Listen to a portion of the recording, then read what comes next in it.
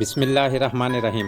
السلام علیکم ناظرین، میرا نام عثمان نعیم ہے اور آپ دیکھ رہے ہیں عثمان ویوز یوٹیوب چینل۔ ناظرین کرام، ویڈیو شروع کرنے سے پہلے آپ سے گزارش ہے کہ آپ ہمارے چینل کو سبسکرائب کر لیں اور ساتھ موجود بیل کے بٹن کو دبا دیں تاکہ ہمارا اور آپ کا رابطہ قائم ہو سکے اور ہر نئی ویڈیو کی اطلاع سب سے پہلے آپ تک پہنچ سکے۔ تو چلتے ہیں ویڈیو کی طرف۔ ناظرین کرام، China Pakistan economic corridor authority اور وزیر اطلاعات کے معاون خصوصی جنرل عاصم سلیم باجوہ نے پیر کو دیا میر بادشاہ ڈیم کی تعمیر کے آغاز کو تاریخی قرار دیتے ہوئے اسے سراہا ہے۔ جنرل عاصم سلیم باجوہ نے کہا ہے کہ اس منصوبے کی تکمیل آنے والی نسلوں کے لیے بہت فائدہ مند ہوگی۔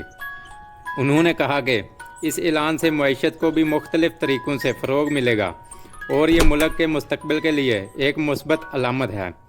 انہوں نے موقف اختیار کیا کہ ڈیم کی تکمیل کے بعد 4500 میگا واٹ بجلی پیدا ہوگی اور تعمیراتی کام کے پہلے دن سے تکمیل تک اور اس کے بعد 16500 افراد اس پروجیکٹ پر کام کریں گے اور یہ ان افراد کے لیے بہترین روزگار کا سبب بنے گا۔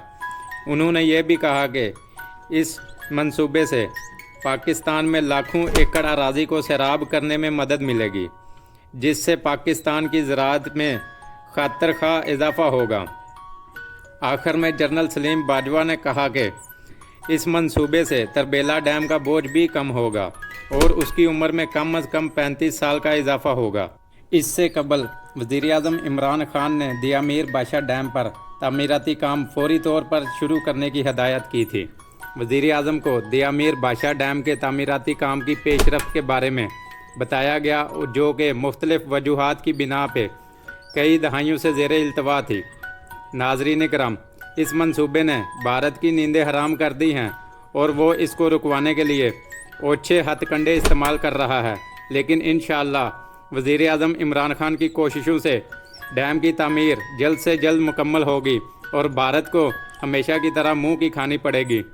جی تو ناظرین، کیسی لگی ہماری یہ ویڈیو کمنٹ میں ضرور بتائیے گا اور ہمارے چینل کو ضرور سبسکرائب کر لیں۔ شکریہ، اللہ حافظ۔